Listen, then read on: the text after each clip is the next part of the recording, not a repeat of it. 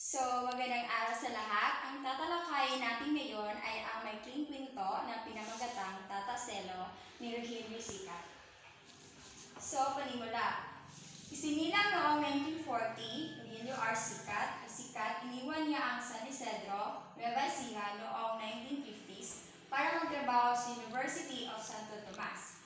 Pagkatapos maging campus writer at literary editor ng The Varsitarian, tinuloy niya hanggang maging isa siya sa mga sikat na pioneers ng Philippine literature sa pamamagitan ng pagpili ng Filipino bilang lingwahe ng kanyang pagsusulat at sa pamamagitan ng pagtalikod sa mga pag-alala at pagkikipagtagpo sa mga Western writers.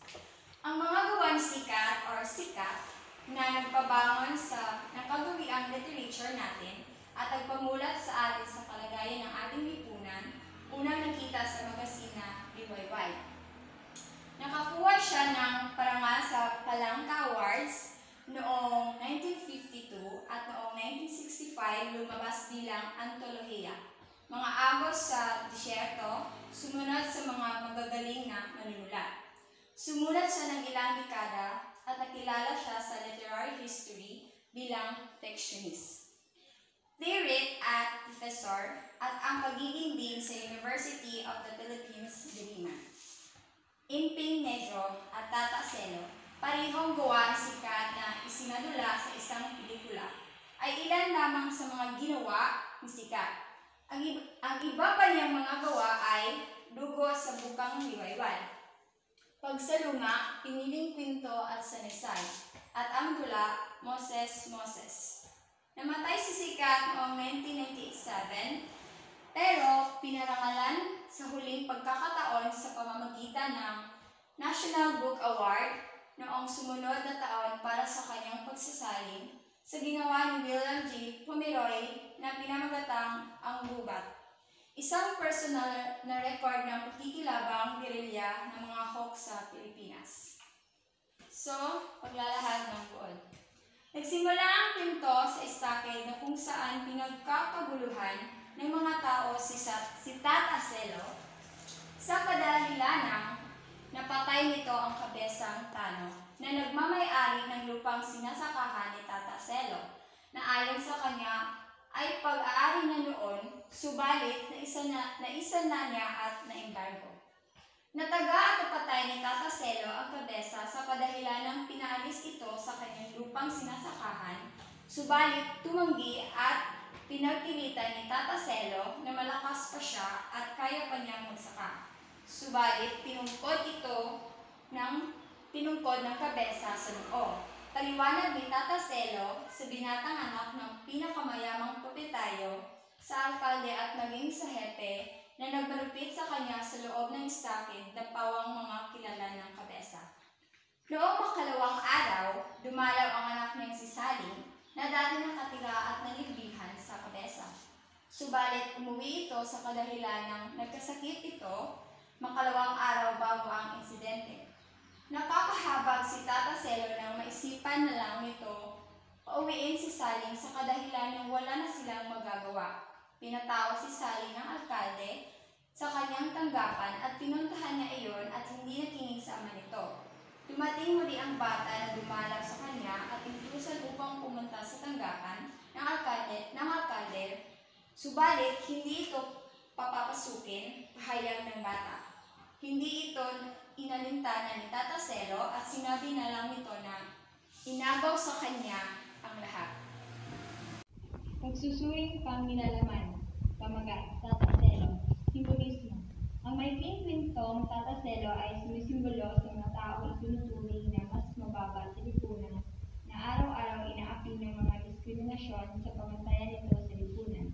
Sinasalamin nito ang paraan ng pamumuhay ng mga taong kapos, hamon sa buhay at kahirapan ng mga hindi umaangkop sa ilang pamantayang pamantayan. Paksa at tema. Kahirapan, kalungkutan, api o inaapi. Mga taulan. Pangunahing tauhan, Tataselo. Matandang magsasaka na pilit pinapatigil sa pagsasaka, iyudo na may anak na dalaga. Pagsasaka ang kaniyang kinabubuhay, siya ang tumaga sa kabesa. Batang mayaman. Anak ng pinakamayamang pinunong bayang malayang nakalalakad, siya pa sa pagita maraming tao at nakisahin. Mataas, maputi, nakasalamin may kulay at napakamaywang habang naninigarilyo, magbubukid. Kahangan ni Tata Selo, isa sa nakalusot sa mga pulis na sumasawata sa nagpapagulong tao. Presidente, siya ang kumakausap kay Tata Selo tungkol sa nangyaring pagpaslang sa kabesa.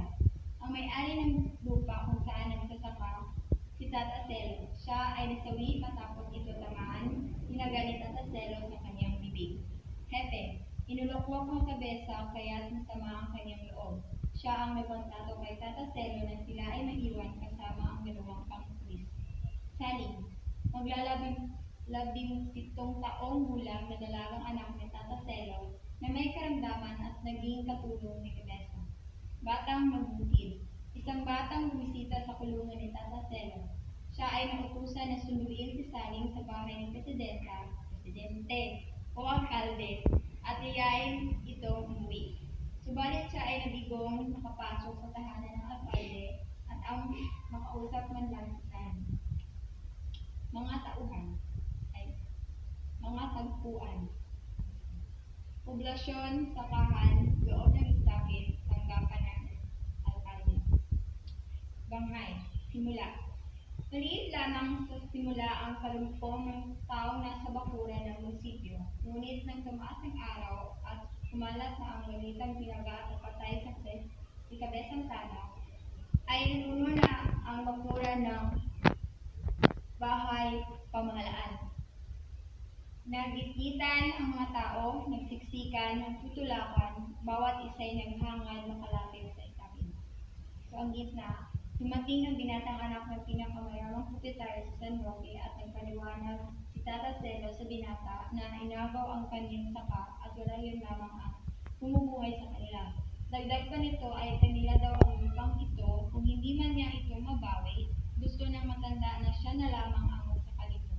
So ang wakas, nangulila ang kanyang nag-iisang anak na babae na may karamdaman. Halos lahat ay pawang wala nang natira sa kanilang mag-ama. Sa huli ay nanaig ang hustisya ng mga mamamayan kaya naubos si Tata Selo dahil siya'y mahirap lamang. Hindi man lang niya maisalba ang kanyang sarili dahil mayaman at mataas ang kinatatayuan ng kanyang mga pinapangarap sa batas. So, susuring pangkalitikan. Mga bisa sa damdamin, lubhang nakakaawa ang hirap dahil sa pagmamalupit na dinanas ng mag-amang Tata Selo mula sa kabesa, sa hepe at maging sa alkalde. Halos nagbaran na sila ng anumang dignidad ng pagiging tao. Ganun kalupit kung sila'y tinatrato ng mga nasa kapangyarihan sa bayan ng San Roque. Bisa sa isip, hindi lamang sa kwento nangyayari ang pagmamalupit ng mga nasa kapangyarihan. Maraming uri ng pagmamalupit o human rights violations. Isa na rito ang kawalan ng hustisya, pagsigit sa karapatang pantao ng mga mahihirap, at pagkawala ng due process sa pagpatupad ng batas. So ang implikasyon sa lipunan, ang kwentong ito ay napapanahon pa rin. Napakaraming nilalang sa mundo ang hindi masyadong nabiyayaan ng material na bagay na nagiging sanhi kung bakit sila ay laging naaapi. Ninanakawan ng karapatang mabuhay ng tahimik at payapa. Isa rin sa mga aral na mapupulot sa kwento ang pagmamahal ng magulang sa kanyang anak, gayon din ang pagmamalasakit ng anak sa kanyang mga magulang, sa kabila ng dinaranas na kahirapan. So, simbolismo at tayutay. Namuti ang mga kamao ni Tata Selo sa pagkakahawak sa riyan. So, ito ay nagpapahiwati sa pagmamalanis. Nagtataka at hindi makapaniwalang nakatingin sila kay Tata Selo na tila isang di pangkaraniwang hayop na itatangkal. So, nagpapahiwati ito ng pagtutulog. Mapula ang sumisikat na araw kinabukasan. So, ito ay nagpapahiwati sa pagbabahay. Hindi pa namamatay ang alikabok, kaya sa pagdating ng duwang iyon ay dapat ng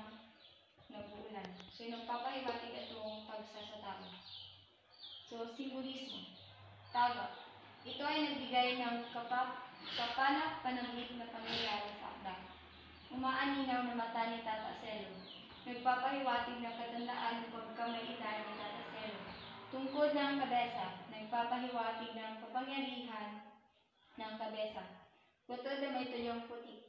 Nagpapahiwatig na si Tata Selo ay isang magsasaka. Sa pagdulog ng Yorya.